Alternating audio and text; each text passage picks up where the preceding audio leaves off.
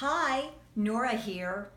What an honor for me to be able to talk about the marvelous Mrs. McEachran tonight. I'm going to start off talking about Barton Elementary 1982. The marvelous Mrs. McEachran had landed a teaching job at Barton Elementary after several auditions with other principals. Well, she got the job, and let me tell you, she would dress unbelievable every day. Her beautiful black sheath, her long strand of pearls, her cute shoes, and don't forget that dark hair, which was a big part of her image back then. Amy was comfortable in third grade. I wouldn't say that, well, she wasn't complacent. So she pitched an idea to the principal.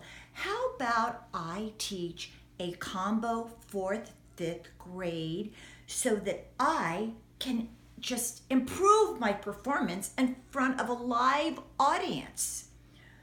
Well, this was something the principal said okay to, but then just when she was doing a great job with the gig, the principal asked her to take on a new role as a lead technology teacher because Barton was becoming the school of the future. Imagine school of the future right there at Barton Elementary with a brand new IBM XT PC in her room.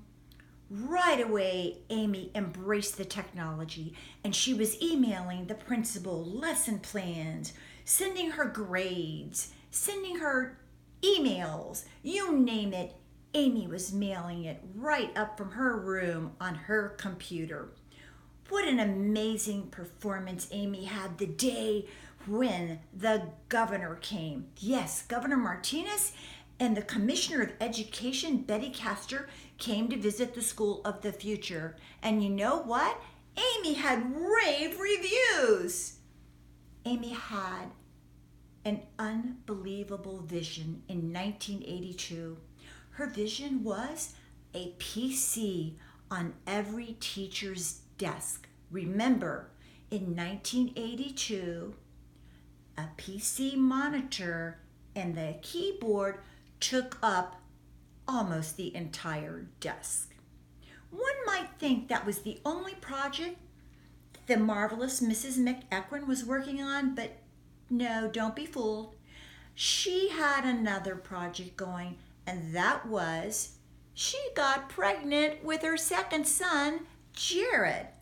And then she informed the principal she was going to be moving to, I believe, was it the Catskills? Well, anyway, the curtain came down on Amy at Barton Elementary. So let's fast forward to Citrus Cove in 1989. The marvelous Mrs. McEachran realizes that she wants more than babies and brisket. And on her new path of life, she has learned some hard to swallow truths. She's being pulled in a couple of different directions, but she heard about the brand new Citrus Cove Elementary and thought, this could be my big break. So she goes for an audition with the principal, and she tells the principal, from here on out, I would like for you to refer to me as Midge. Midge? Oh, Midge, how we can't wait for your return. So Midge takes an interim position to get her foot in the door. And she's doing a very good job. And not only is her performance great, but she's loved by everybody. And she's starting to become insightful. In fact, I remember a quote that she actually said to me. She said, if women don't realize what's going on in the world, they won't step in and fix it. And with that, Amy took on the leading role in organizing the school's first social studies fair.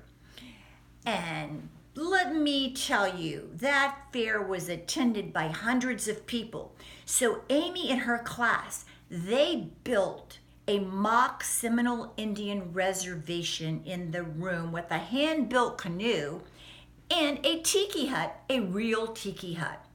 Her room was the hit of the fair. You know what's weird about that?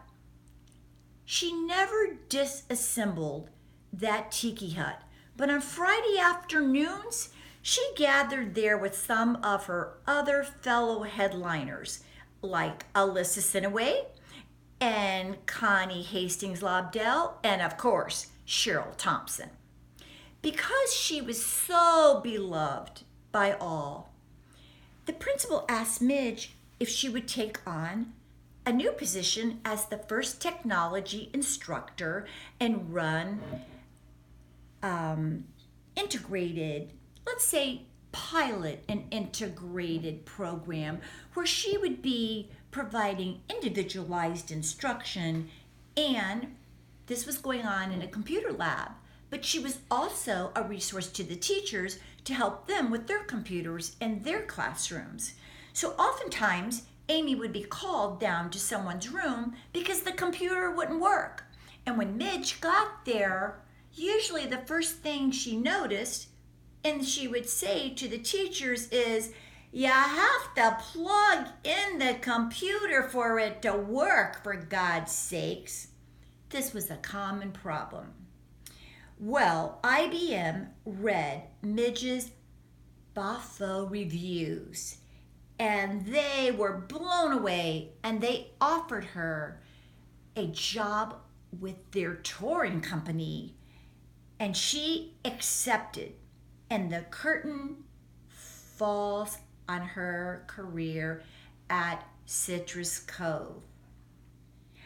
And oh, how we missed Midge, the marvelous Mrs. McEachran. It was such a loss. Well, I've got to run because tonight I'm giving a performance in the village and I can't wait. Bye-bye.